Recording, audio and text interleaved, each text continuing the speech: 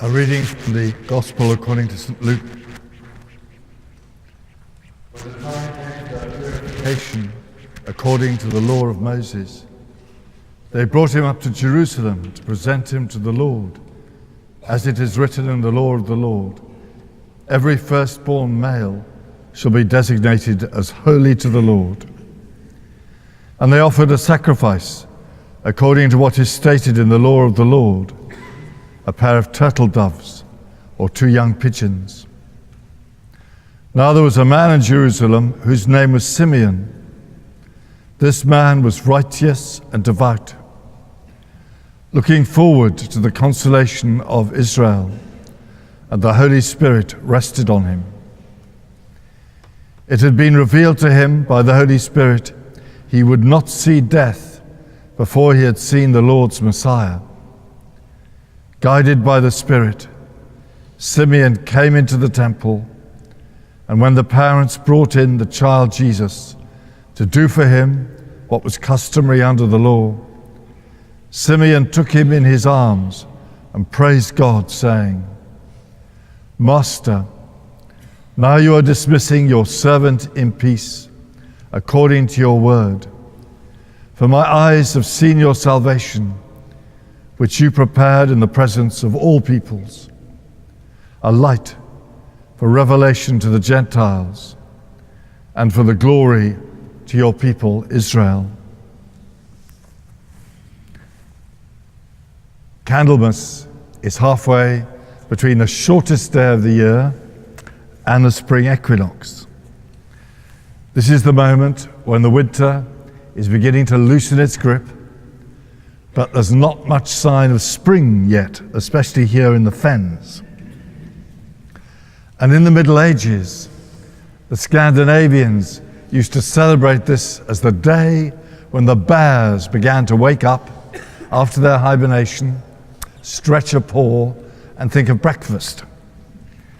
And in America, of course, it's Groundhog Day, when the groundhogs are supposed to put their noses out of their burrows and sniff the air. So it's a time of transition. And 3 figures here help us to live that transition. There's old Simeon, who helps us to let go of the past. There's Mary, who lives in the present. And there's Anna, who helps us to open ourselves to the future. And when Simeon sees the child, and now he can let go of his life, "Now, Master, you may let your servant go in peace." Every night, for 900 years almost, the nuns and the monks of Ely used to sing this song before they went to bed at night, to let go the day, and then in the end, to let go their lives. Most of us have frantic lives, rushing around, texting, emailing, which I do obsessively, I'm afraid, dropping children at school, picking them up again, trying to keep the show on the road, try to hold chaos at bay. But when the end of the day comes, we have to let it all go. Like Simeon. Ian Stackhouse, a friend of mine, said, "Nighttime commits the ultimate heresy for moderns, getting us to stop. To sleep well, one has to relinquish, let go. And since letting go is not something we're good at, most of us don't sleep well." Good old Pope John the 23rd, when he went to bed at night, he used to say, "All right, God, the Pope's got to go to sleep. Well, you better look after things while I'm having a snooze. I suppose I can trust you." Or those of us who are old enough will remember Millicent St. Martin. Do you remember? That was the week that was. It's over. Let it go. You have to let things go. Otherwise, you can't sleep. And if you don't let things go, nothing new can happen. St. Paul said, do not let the sun go down on your anger.